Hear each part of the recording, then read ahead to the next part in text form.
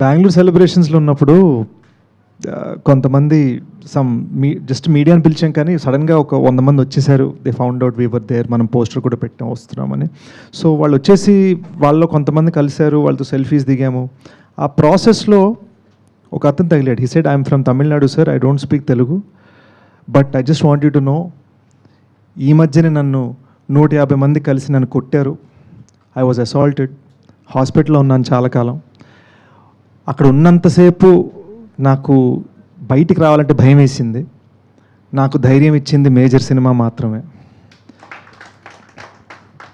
So dacoit cinema release అవుతుందని తెలియగానే నేను హాస్పిటల్ నుంచి డైరెక్ట్గా బయటకు వచ్చి ఫస్ట్ సినిమా థియేటర్ వెళ్ళడం జరిగింది. And I loved it so much that ఈ రోజున నేను లాయర్నండి. నేను హాలిడే పెట్టి నేను వచ్చి మిమ్మల్ని కలుస్తున్నాను. I just want you to know, I want to thank you for giving me the courage to do this అని ఆయన గట్టి కౌలించుకున్నారు, కన్నీళ్ళు పెట్టుకున్నారు. తమిళ్లో ఇంగ్లీష్లో మిక్స్లో మాట్లాడుతున్నారు ఆయన.